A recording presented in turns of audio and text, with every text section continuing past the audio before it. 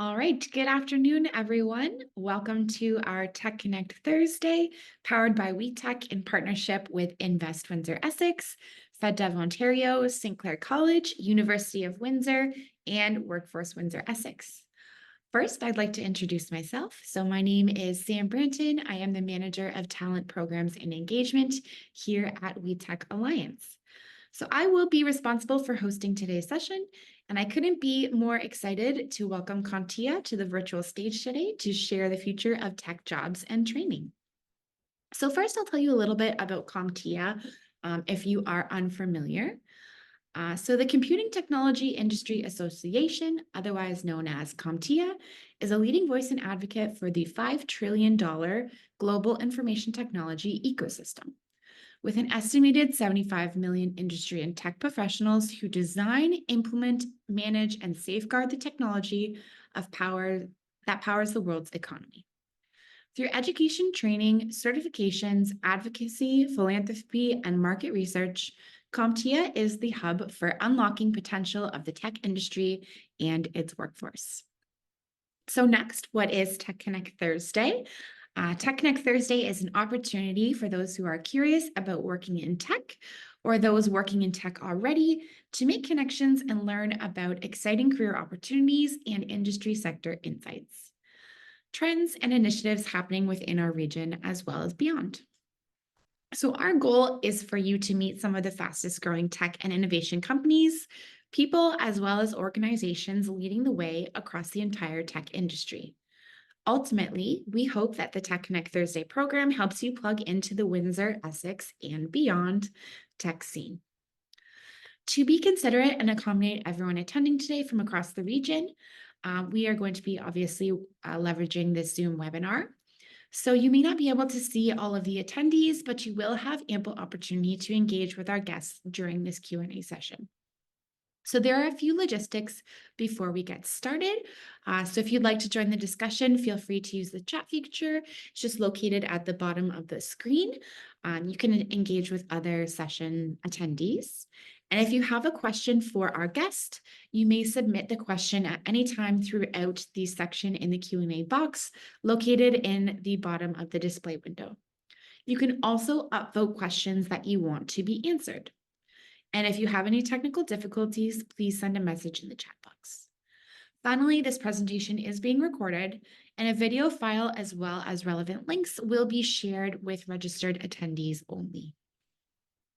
If you would like to have more information about CompTIA, you can visit their website at comptia.org. Now I am pleased to introduce our guest, Dr. James Stanger, Chief Technology Evangelist from CompTIA. So welcome, James. I'll give you a little bit of a breakdown as to who James is.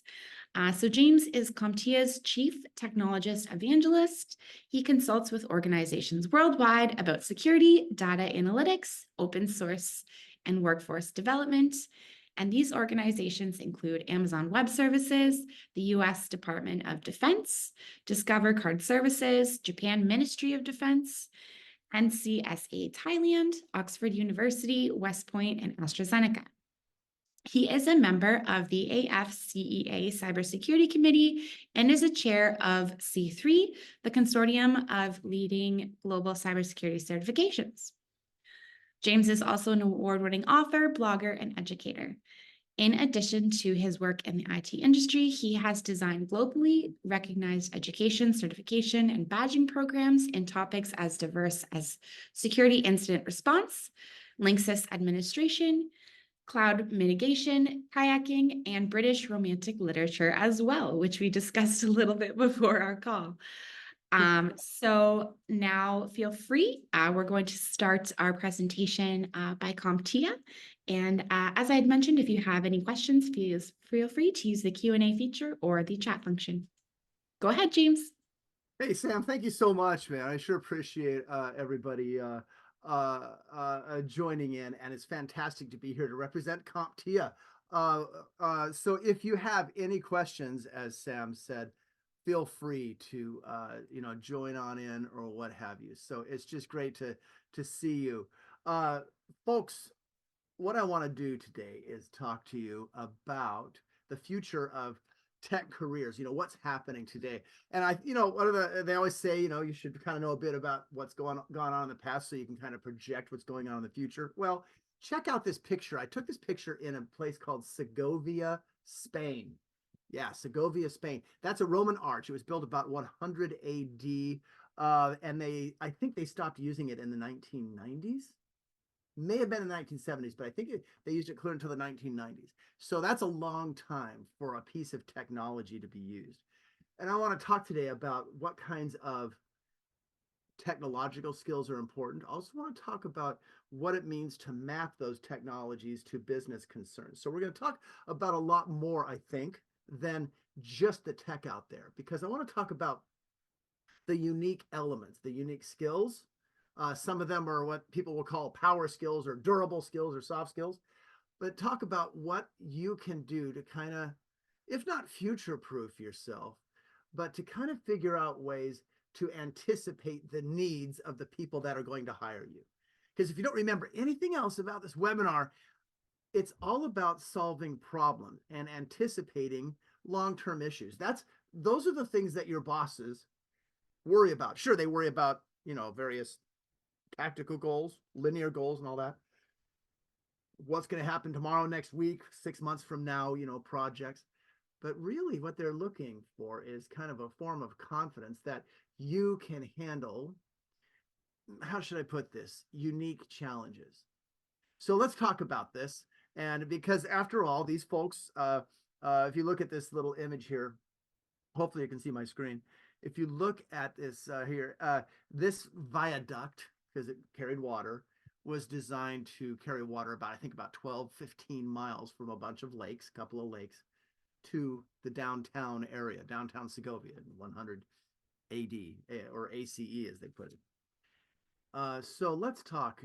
So I'm James Stanger. I am the Chief Technology Evangelist at CompTIA. And basically, I'm lucky enough to go kind of around the world and talk to people who are leaders in information technology, in IT, people who hire people, state leaders in the United States, provincial leaders in Canada. I've talked to folks in Mexico over the last year, Japan, the United Kingdom, Netherlands, Australia, Philippines, kind of gotten all over. And so I represent the research department. And our research department, if that sounds like a lot of folks I've talked to, it's nothing compared to what CompTIA research does. The research department is able to kind of get the pulse of what's going on in Canada and elsewhere, and to let you know what's going on. So this isn't just James Stanger's opinion. This is kind of the information we've gathered. So today, let's talk about some of the tech challenges that face us in Canada, or face you in Canada. I say us because I was just in Canada. I was in Toronto yesterday. I gave a speech at a conference. It was a lot of fun talking about the future of work and what's going to be happening. And one of the things I did talk about was, what are X factor skills? See that little X there? That is actually, I took that picture in, was it Normandy, France? That was on D-Day. That was used in during World War II. But I saw that X there, and I couldn't help but think of X factor skills. What are unique skills that you need to know? So I'm going to talk about potential shortages in job opportunities and things like that we're seeing in Canada and worldwide, and how you can gain a competitive advantage in anticipating what people's needs are, or what your hiring manager's needs might be. Some of the unique skill sets, and then what does it mean to become kind of a skillable tech worker? Now, first of all, I want to show you a resource. I always like to show up with something in hand. Now, this is a public resource. It's been around, but I don't know if you know about it. It's called the Workforce and Learning Trends Report. And we have this for Canada. Okay, so there's the URL. And just so you know, you'll be getting these slides, right? Anybody who attends this session will get the slides. I also have a QR code. You can hold your phone up, right? And read the QR code if you trust QR codes. Or you can even take a screenshot of it. But so you can download these slides to get access to all these URLs. But anyway, I just wanted to kind of point out with this URL a couple of things. First of all, we are realizing that talent is moving around a lot, moving around from state, province to province, state to state, nation to nation. We're also finding that the idea of combining a deep technical skill with broad other skills, and that's what T-shaped means. T-shaped, get it? Broad skills and then a specific set of skills. So for example, if you're really big on data analytics, I'll just choose that as a skill. If you're really big on data analytics and want to really get in there, the main thing that you really have to think about is how you combine that depth with a certain breadth, that you understand that you are tech literate, that you understand what it means to work and play well with others and things like that. That's the idea of being T-shaped. And this resource that I'm showing you, the Workforce and Learning Trends, it's dated 2023, but that's not that long ago, if you think about it, right? This is a really good resource, and it provides information about what specifically is going on in Canada. We're also finding, for example, that people who are learning are being taught by platforms that are really good at using AI and algorithms to basically identify how people are learning. We're also finding that organizations are really committed to a more inclusive workforce. And this is important to understand, a workforce that is not just full of four-year degree earners or just full of one particular demographic. We have a much more nuanced understanding of what it means to work in IT and the different types of backgrounds. That's just absolutely vital when it comes to IT, because IT has become much more strategic, and it needs to address the business needs. And businesses, of course, need to address everybody. And so that means we need IT workers of various different backgrounds. So I just wanted to start with this resource, and you're going to get additional resources besides this, because we're really big on the whole research side of things. Another report that I want to give you, right, is a report, and there's the URL there. And once again, there's a QR code at the end of this presentation. But this is a specific report called State of the Tech Workforce Canada. And it gives really good, very current information. Again, it's dated 2023, but it's near the end of 2023, these statistics that they were taken. And take a look at this resource, because I wanted to show up with some Canada-specific kinds of information. Did you know that IT careers, right, count for about 5%, almost 6 actually, of Canada's economy, right? The growth rate of jobs in Canada is 1.1%. Just give you an idea, in the States, it's about 2.3. In UK, I think it's about, what is it, about 1 point, I want to say 1.3, 1.6, right around there. So there are jobs that are growing, and I'm going to get you into some specifics about what types of jobs and even where.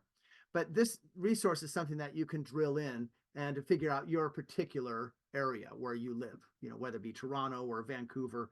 And greetings, by the way, from Seattle. I live in Seattle, Washington, and I'll be meeting with a guy in Vancouver not too far from now. I'll be purchasing a kayak up there. I'm really excited about it. Well, anyway, here's the technology summary. You've got a lot of people. The net employment is about 6% as of this report, right? It's really more like 5.5. I looked up the very latest information.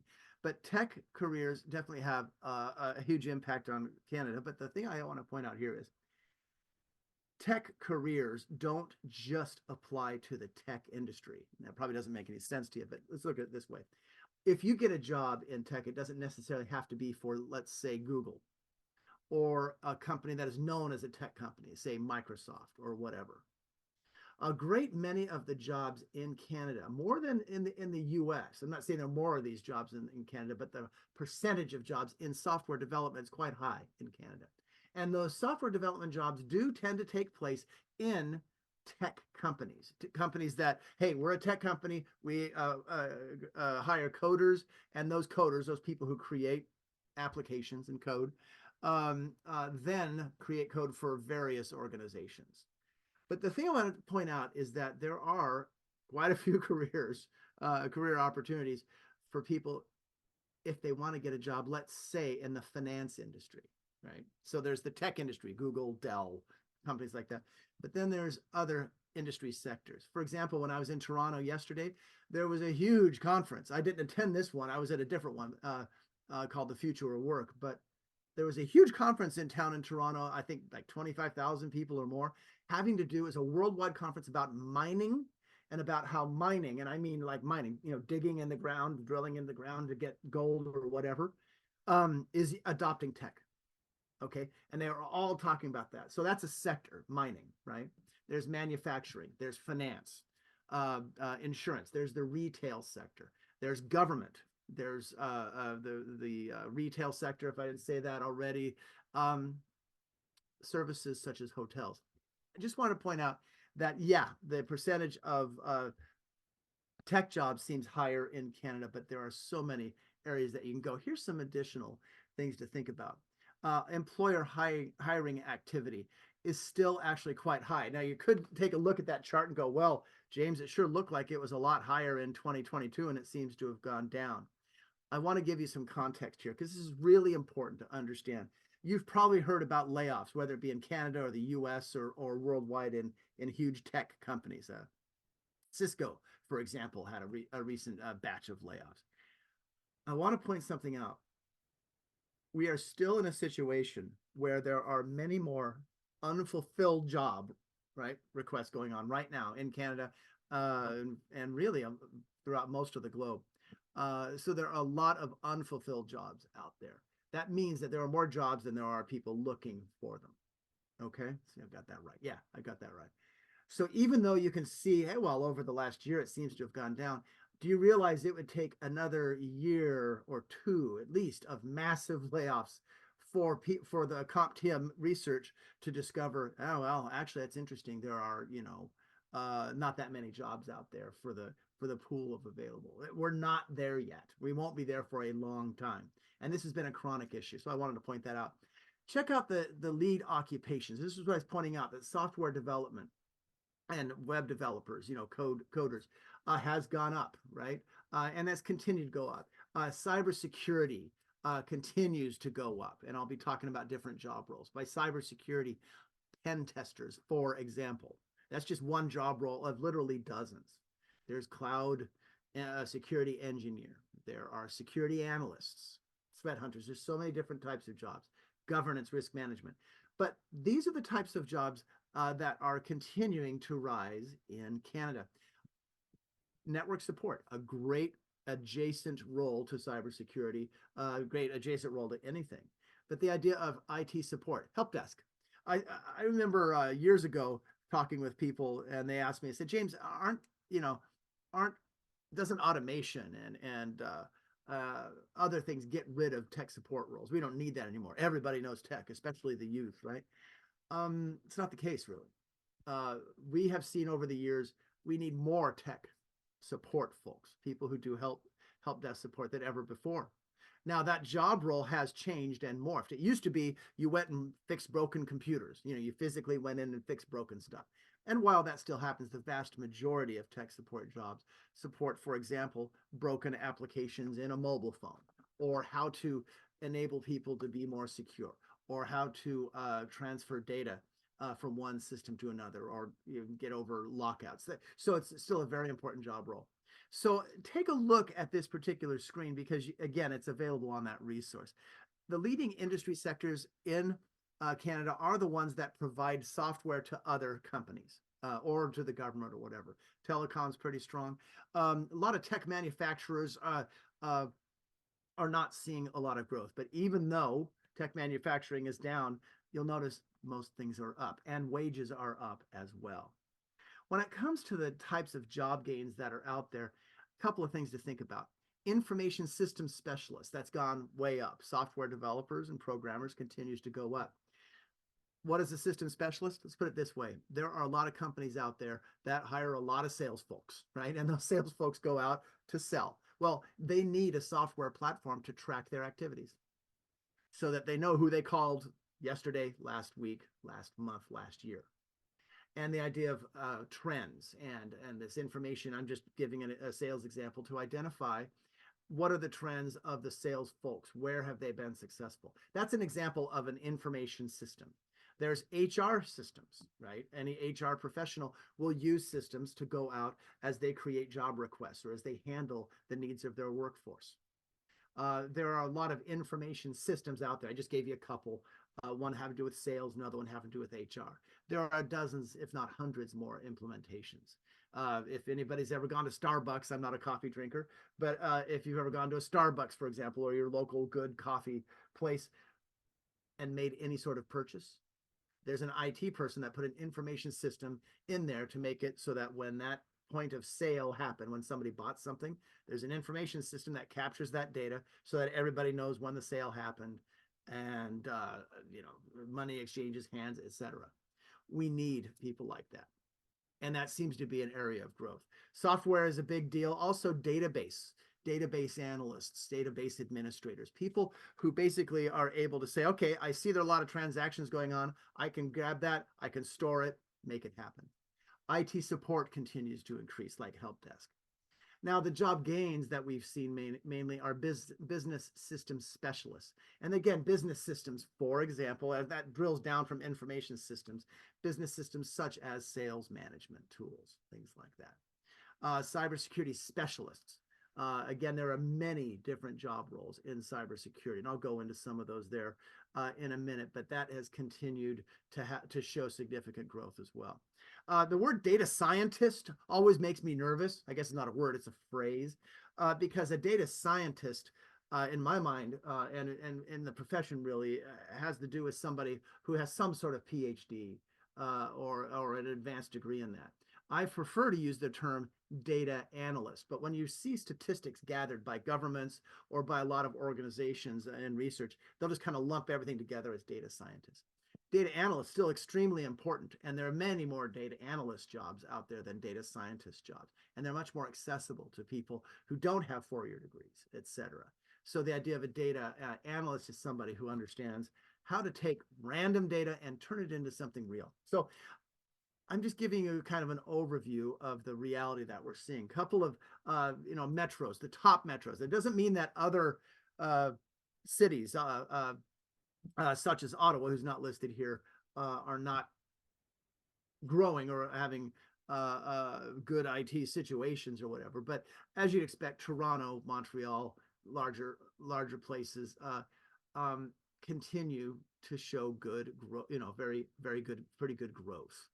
The top metros, notice that there's 4,000 additional jobs in 2023 than before, right? And you're seeing the same kind of growth that's happening there.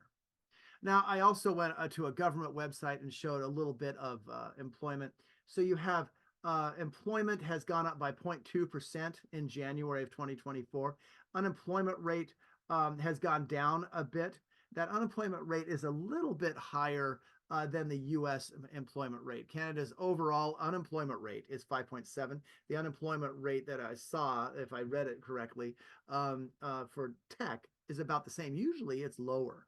In the U.S., the unemployment rate, about 3.7%. The tech unemployment rate is lower, like 2%. But understand this, anything that hovers around, 5, 6% or whatever is extremely low unemployment. That means that people who get out of a job usually find another one relatively quickly, within a few weeks, right? A month or so, rather than having to languish or whatever. Couple of things, for example, last year, if you notice, this year's 5.7, last year 5.0, right? So you can say, well, James, that's worse. It's like, well, it's not even by a point, first of all. And again, it would take many different downturns before we go, oh yeah, there's a glut of people looking for jobs. Okay, what will the future look like? Now, there's no way I can tell you what the future is going to look like, okay? Not a clue. But I can tell you what the needs are of people in Canada and around the world who are hiring. I can tell you that because I've talked to people like that. Now, before I drill down into specifics, I want to give you a kind of a general overview real quick first, because I like to start talking about the pillars of IT. I talked about this last year real quick, so I'll make it quick, make it fairly quick. And those really aren't pillars there. Those are actually petrified redwood trees, I think. I hiked up to those at Yellowstone here a couple of years ago. But the 4 pillars to think about, so to give you some context, there's infrastructure, development, right? Security, and then data. So 4 pillars, right? And I like to show these because it gives people kind of a 40,000 foot view, 50,000 foot view of what's going on in terms of the different types of jobs that are there. So infrastructure means providing the services, the business services, for example, or what we call the cloud or data centers. The servers that you might see in what's called a server room down the road, down the aisle from where you're sitting right now, or something like that. Development, people who create code. Security, right? The many jobs available there. And then data, people who turn data into information. You could argue that you could drop all of the different types of IT job roles into those 4 buckets. Now, there are nuances involved here, but I just want to point that out. Now, check this out here. This is a list of job roles, and it's not just a random list of job roles. We've done a lot of research on these particular job roles right here. What you're looking at is roughly 90% of all the different types of job roles that are out there. So again, I'm drilling you down from the 4 pillars into these job roles. But think of it this way, and you're probably saying to yourself, well, geez, James, I've seen a lot more job role titles than this. I mean, there's full pages. We all in the IT industry, we love to name the same thing 3 or 4 times, right? So the idea of a security analyst, right? Sometimes called a cybersecurity analyst, sometimes called a security operations center analyst or a SOC analyst. You see what I mean? There's these slightly different titles. That's a specific job role. Sometimes you'll see threat hunter lumped in. That's like an advanced security analyst. You see what I'm saying? So if you boil it down, and these are the types of job roles that are out there that you're going to see. And to me, this helps kind of figure out what your place in IT can be if you're interested in getting started, or if you've ended your, I shouldn't say ended your education, you should never end your education, but if you're at a point where you're looking to get a gig, I want to bring this out as you drill down and look for a job or a career. Think of it this way. Don't get too intimidated by all of the requirements that you see in a job request. Many of those requirements are aspirational on the part of the company. And that's a fancy way of saying, well, we'd like to have this. A friend of mine, not too long ago, who works in the cybersecurity industry. He's been in the cyber industry about 30 years.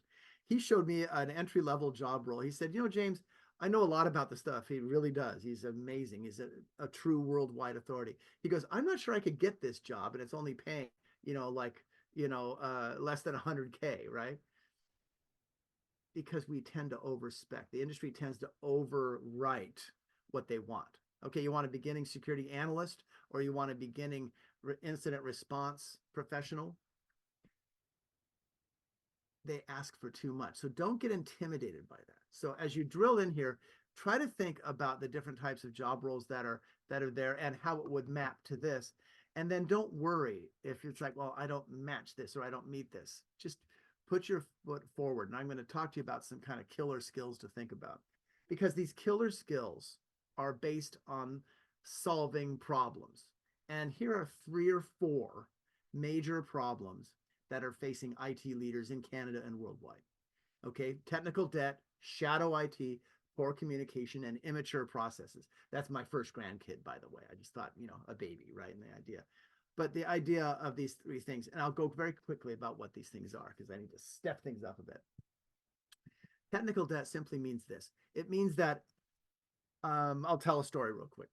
A friend of mine in the UK said she works in the retail industry, making sure that an huge online store in the UK is able to do business. And she says, there's a whole lot of kind of make, do, and mend and making stuff up that we do in the IT space every day. Whenever we have to create a new database or a new retail resource for retail, we kind of skip steps. And if you skip steps, that means that you've incurred a debt. And so if you hear about ransomware, if you hear about some sort of hack that happened, they're so common nowadays. Yes, it's because of bad actors. That's fine. But a lot of times it's because people created a solution, they kind of created a solution that had a problem in it, and they didn't go back and fix it. Iteration is really important. If you don't go back and fix it, it's kind of like incurring a debt, buying a house and then not making your house payment. Or it's kind of like buying a car and not making a car payment. You get the idea? That's a debt. And if you don't pay it back, bad things happen. Hackers come and repossess your company, right? That's very common. Shadow IT is this. Used to be a long time ago. that if you had to build a web server, you had to build it on premise, in your company, on the company premise. You had to bring in a server and find a room to stick it in, how to cool the room, because web servers or any server, they make for great space heaters. They generate a lot of heat. It took days, weeks, months to get things even going, right? Well, nowadays, if your department has a little bit of extra money, a little bit extra funds that you haven't spent, you can go up to the cloud and spin up 100 web servers in an afternoon. They may not be secure. They may not do exactly what they need to do. But my point is, instead of going to the IT department who takes too long, right? You just, department sources it themselves. That means that you have technology in the shadows, and somebody needs to shed a light on that. Shadow IT is a major problem. Poor communication, that means executives in silos not talking to each other, or IT workers not properly talking to executives and back and forth. There's a lot of what I would call tech intolerance going on in executive spaces, and we need workers who can talk the talk, who can discuss who can discuss business and the business of IT.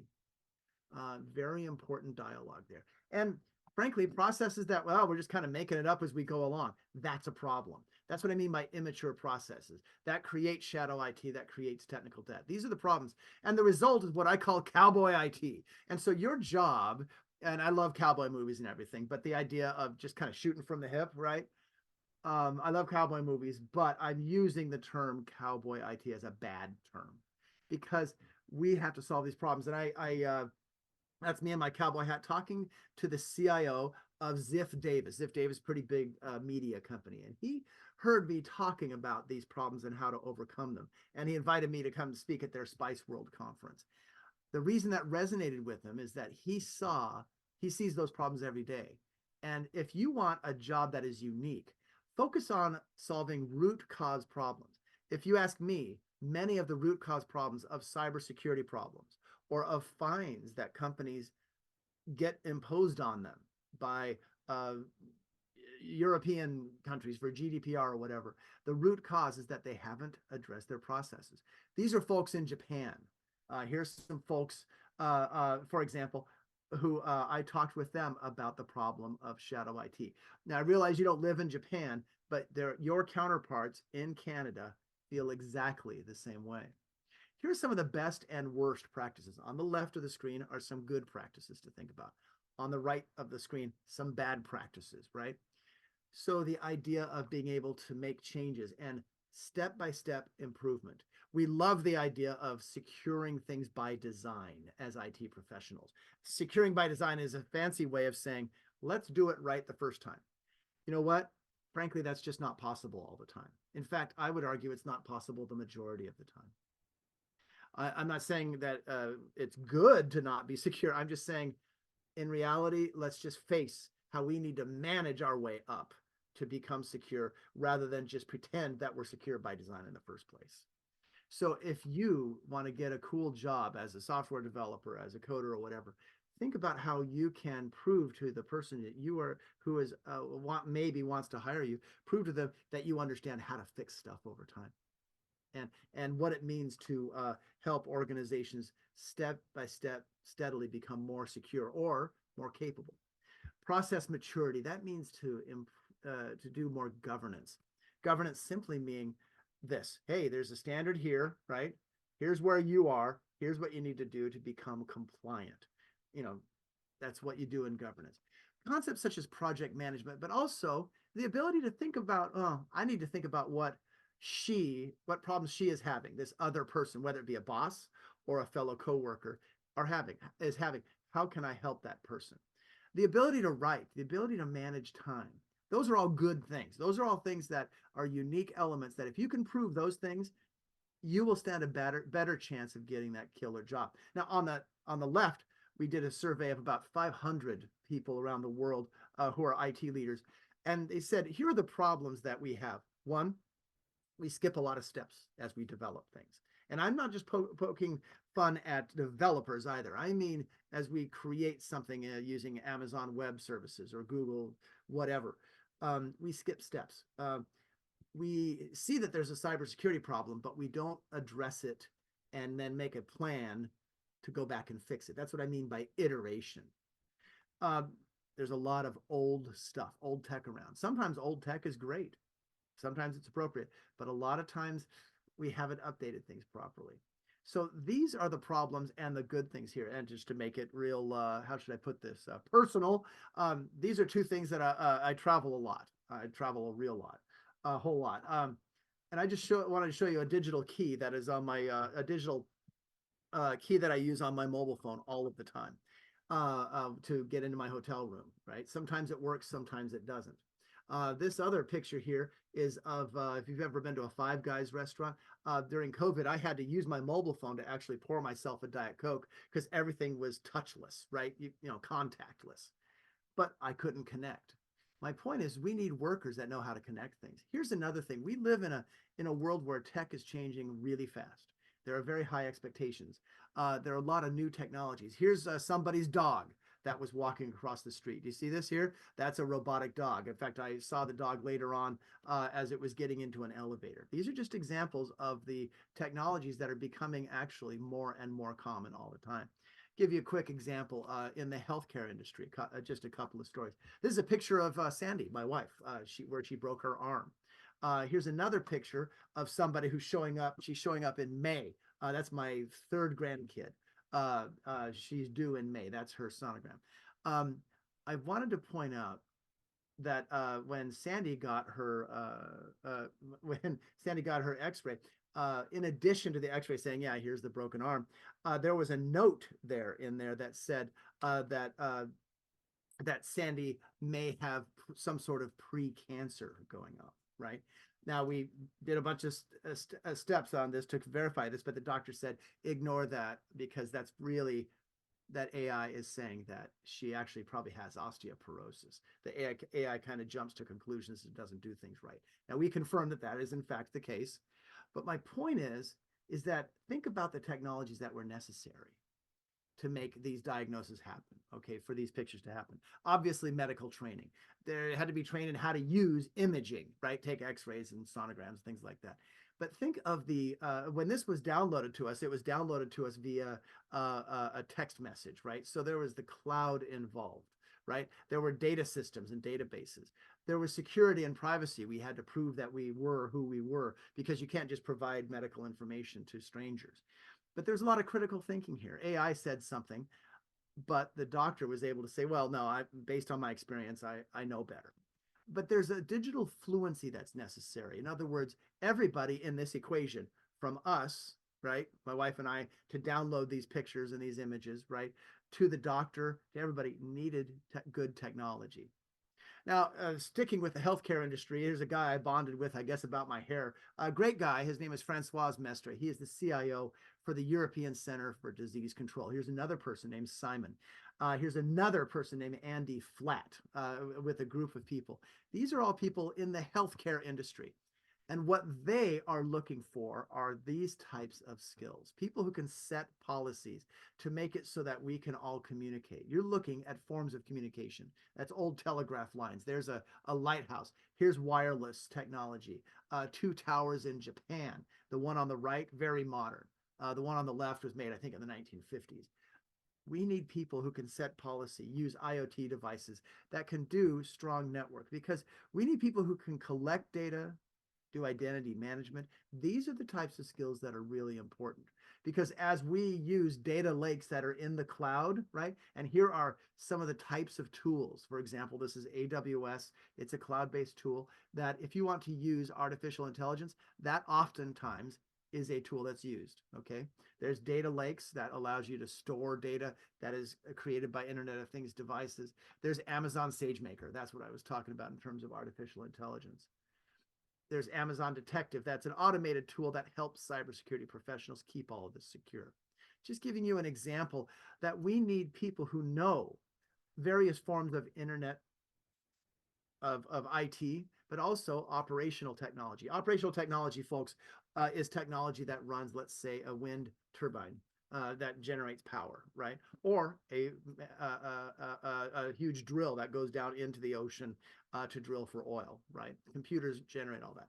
This lady is, her name is Jezebel, and Jezebel, her job is to work for Bosch and to train developers to be more secure. I was talking to her about cars. There's my old Land Cruiser. It's a 1975 car.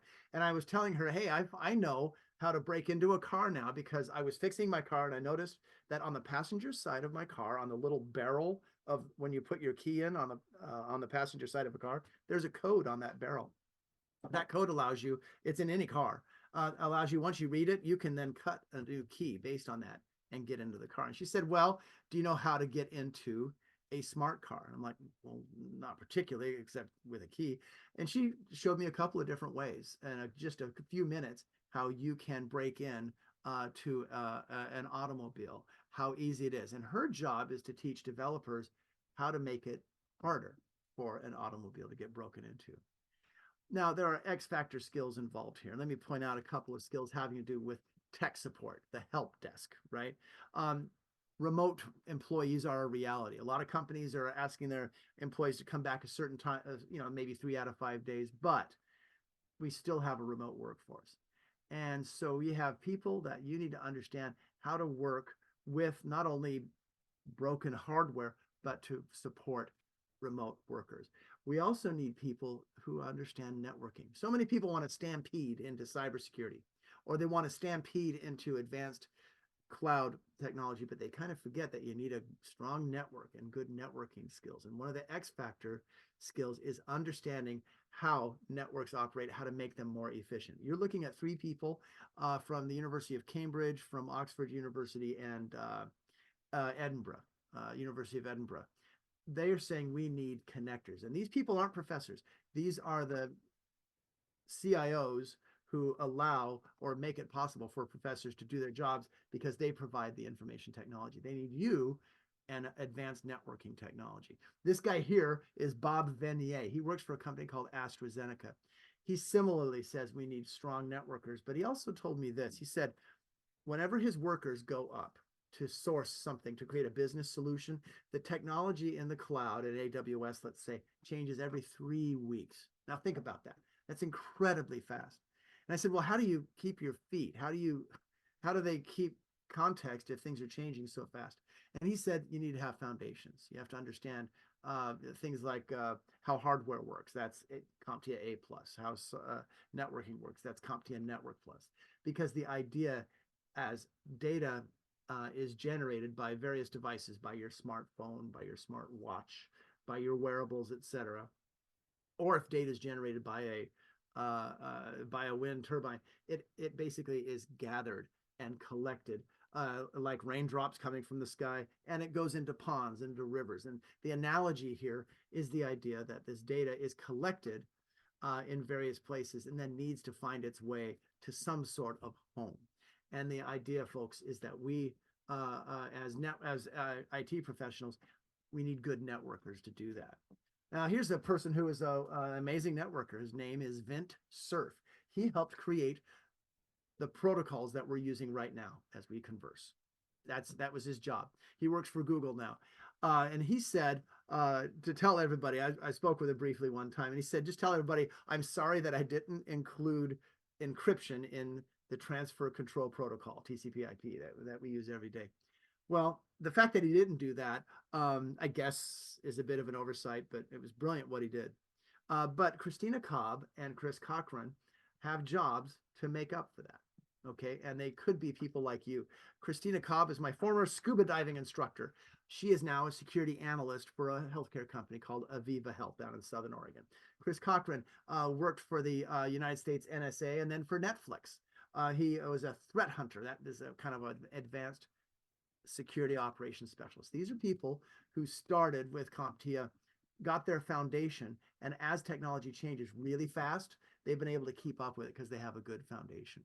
You know, we asked about 500 folks what one security problem, what if they could choose for one thing, what would they choose? And the majority of them, they said different things, right? There's end user training. That's not the majority.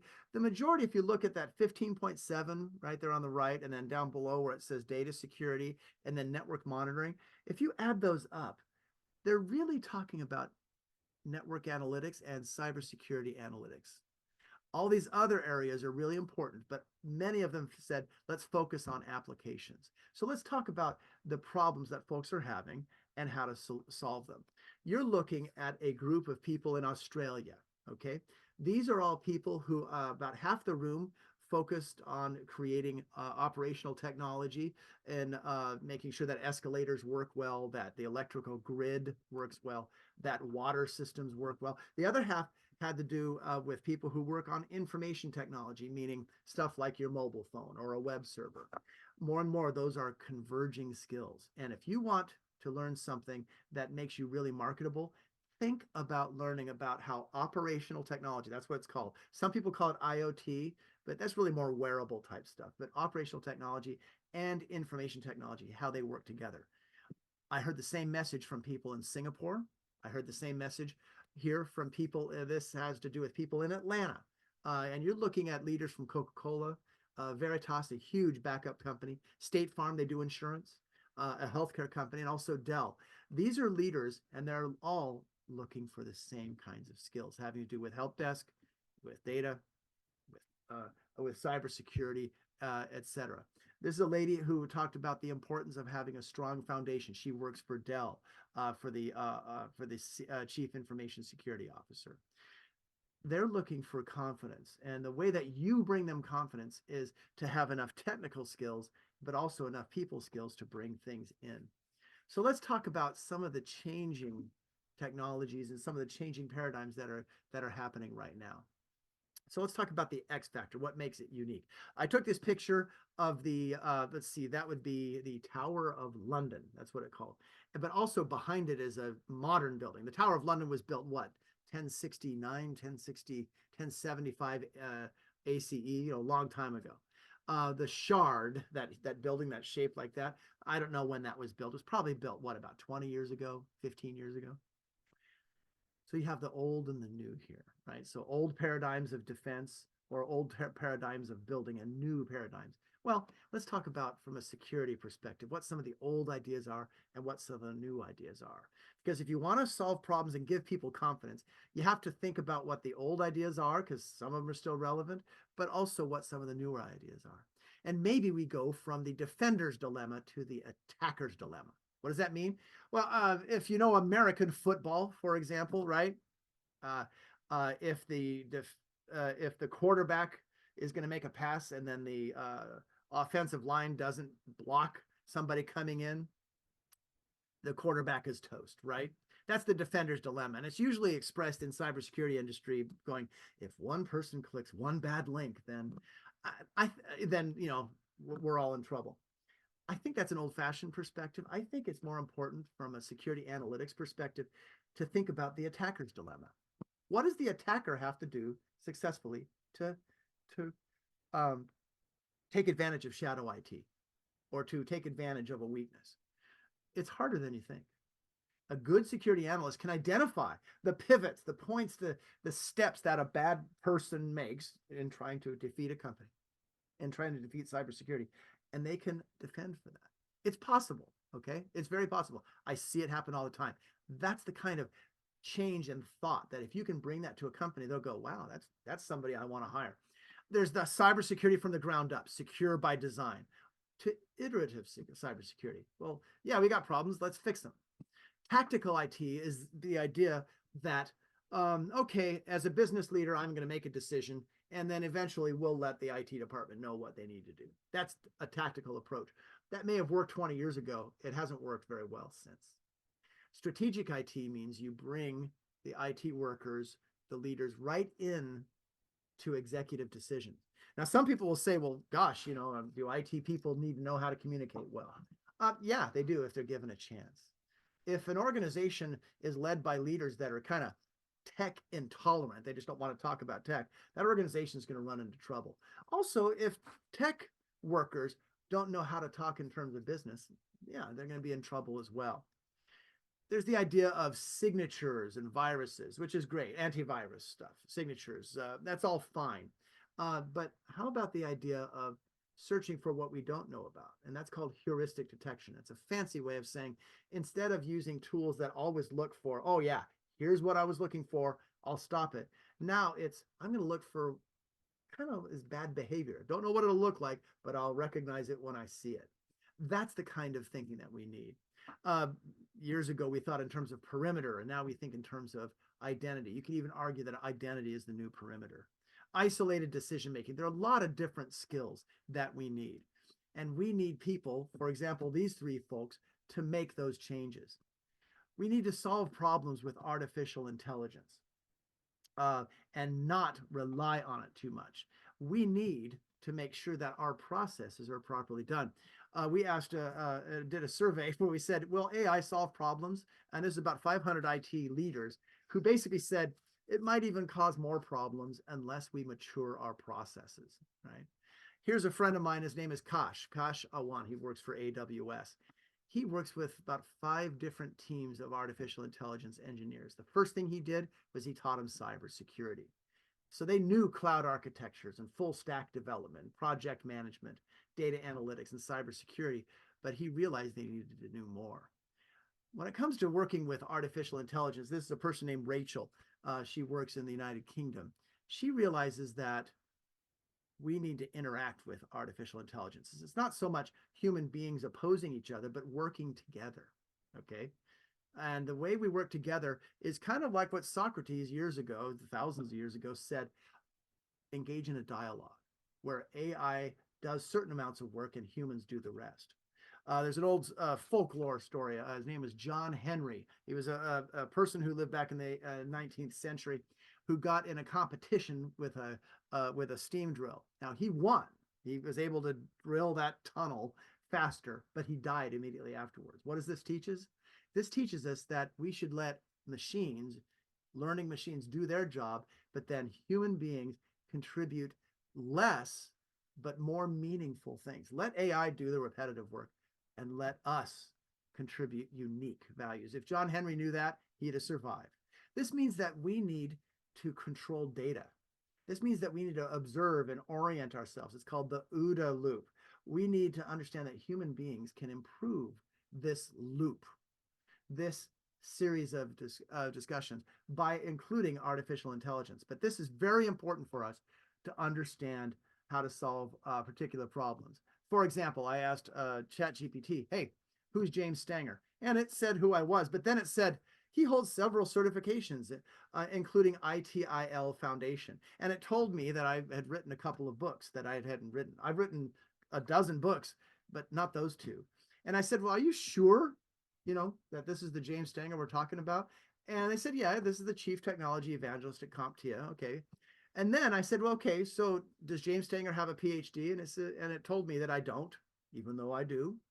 And it said that I have an MBA, and then I have a couple of certifications that I don't own. My point is, AI can be wrong, and we need people to train it.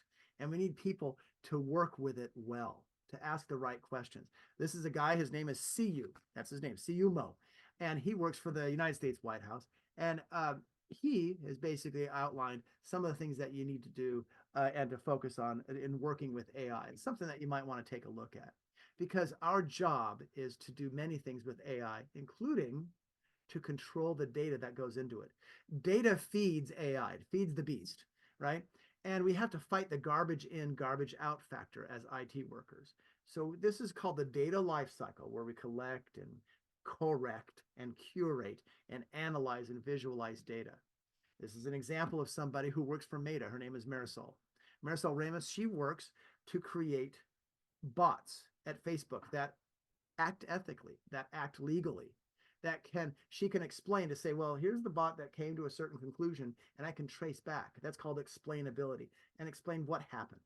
And we're very open about it. And then we fix problems that we discover. These are the types of things that allow an organization to manage risk and to move forward with confidence. So there are a lot of skills, folks, that I've talked about. But the main thing I want to point out is cooperate with the inevitable. Tech is always inevitably going to change. AI is going to take certain job roles and automate them. That just means as human beings, we need to iterate ourselves and upskill ourselves. We need to focus on process improvement and how we can help companies become more confident. That means lateral thought. That means looking around the corner of a problem and saying, well, Here's what I think we can anticipate. That's how you can tell the future, because you understand the situation. You have excellent technical foundations so that you can solve problems. So at CompTIA, we have career pathways in infrastructure, in cybersecurity, in data analytics. We have coding courses that we're rapidly developing, and also in AI. So here's a bit of research. I'm not going to dwell on this because we're out of time, because there's some questions that we have to answer. I want to answer. But there is research that we have. There's the CompTIA IT Industry Outlook. There's the Workforce Learning Trends 2024. There's the State of Cybersecurity. All of these things are free. If you want to reach me at LinkedIn, you can go to LinkedIn and look up James Stanger. Happy to talk with you. So thank you very much for your time. And we'll go ahead. Let's see. For some reason, I don't have the QR code on this slide deck. I'll see if I can upload that for you so you can download it. But I know that this deck will be handed out. I'll give you a link to it so that you can download it. So thank you very much for your time. Sam, I've talked too long, but let's see if we can get some questions. No, not at all. Thank you very much, James. Our team has been following your organization's growth for several years now. We're appreciative for your commitment to the tech talent community, as well as to organizations such as Tech Councils of North America. So we will move in now to the Q&A portion. A reminder to post your questions in the Q&A box, and we will do our best to address them. We do have a couple announcements at the end that we will read as well. Cool. First question that I have here is, someone's asking for specific advice in getting started in the IT area. They recently moved to Windsor. I know you're not from Windsor, but perhaps just advice on starting out in IT in general here within Canada. You got to get the proper foundations. Some people would say, well, if I'm going to be a developer, why should I get, say, A+ certified or Network Plus certified? Let's put it this way. Any job role, whether you go into being a software developer or if you eventually want to go into security, you've got to start somewhere. And that means you have to understand how hardware is made up. So that's so a step learning how endpoints work. Endpoint meaning anything that is addressable on the internet or network addressable. You have to know the basics of how they work. Then you have to know the basics of how they talk. A friend of mine named Mike Garrity, he once said, you can't secure a network unless you know how the network works. So getting started, the other way I get started is networking, not just in terms of technical networking, but get on LinkedIn, for example, and start getting to know people, because chances are you're more likely to get a job from somebody you know than somebody you don't. That's great advice. Do you have any recommendations on tech fields that may be underrated or lesser well known, however, that still do have demand? Yeah, there are, for example, that's one reason I mentioned operational technology, OT. That's something that a lot of people don't know about, and it's underrated. Another one is help desk. A lot of people think that that's going away. It isn't. Another job role that people tend not to talk about as much is the networking, the idea of doing network professionals. The other one I think is also understanding what it means to do server administration and also cloud administration. Those are ones that, people just think about cybersecurity, for example, too much. And they need to think about other job roles. I love cybersecurity, but there are many of them. And the idea that cybersecurity is many different job roles, many. Cloud security, incident response, right? These are all can be job roles within cybersecurity. There's the idea I mentioned earlier about governance and GRC. So in cybersecurity, there are many different job roles that you can kind of focus in on. Okay, awesome. Someone else had mentioned, when you say employers are looking for tech help, for example, software development, what level would you say they are searching for? New grad, intermediate, or a senior level position?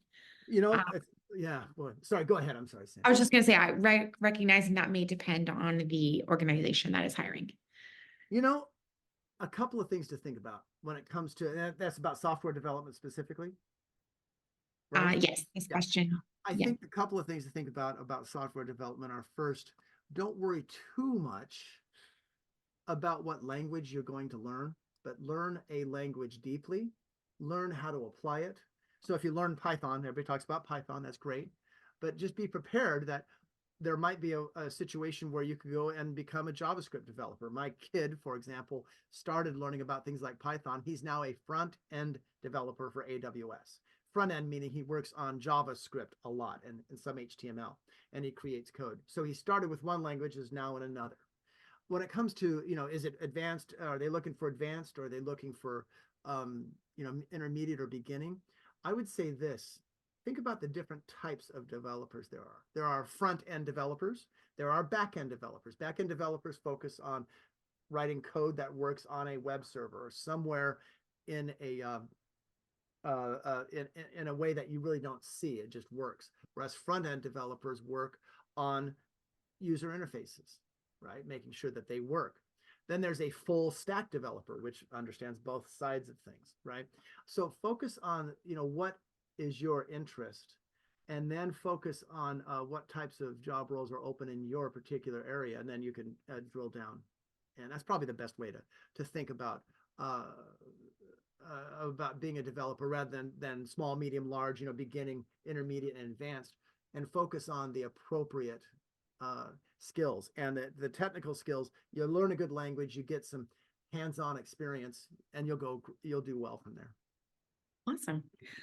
That individual also said that you did an excellent presentation. I wanted to add as well.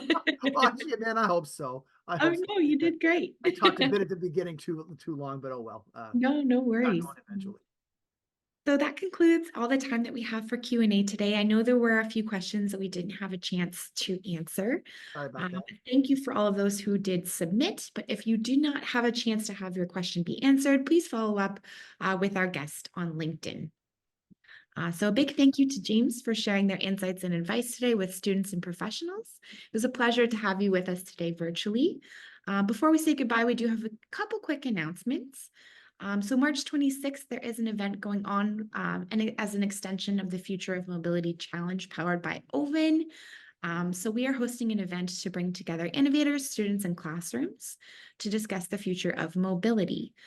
So this event will start with a keynote by Amber Mack, followed by a Working in Auto Mobility lightning talk featuring regional entrepreneur to provide crucial insights and experiences, giving attendees a real-world view into mobility.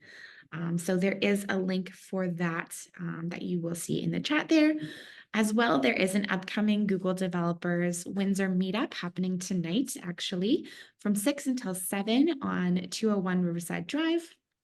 You should see the link for that in the chat now, too.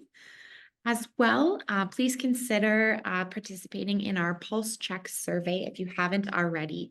So this survey will allow participants to lend their voice to the future of our regional tech community. So if you enjoy events like this and want to see more of it, or perhaps have a recommendation as to how we can further engage with the community, we please ask you to just take a couple of your minutes of your time to fill out this survey, as we will use the results of this to then generate programming that is aligned to what the community wants. So you can find a link to that survey as well. Also, you should see on your screen a feedback poll, just asking if you had enjoyed this session. So if you could just take a quick moment to answer that poll. And if you have any other feedback, please share it with info@WeTechAlliance.com. But overall, this is concluding our Tech Connect Thursday session. So a big thank you to everyone for attending. Thank you to James, as well as thank you to Emily Roback for helping us with our behind the scenes production today on Zoom. Until next time, we will see you soon and stay plugged into the regional tech scene. Take care. Take care, everyone. Bye. Bye.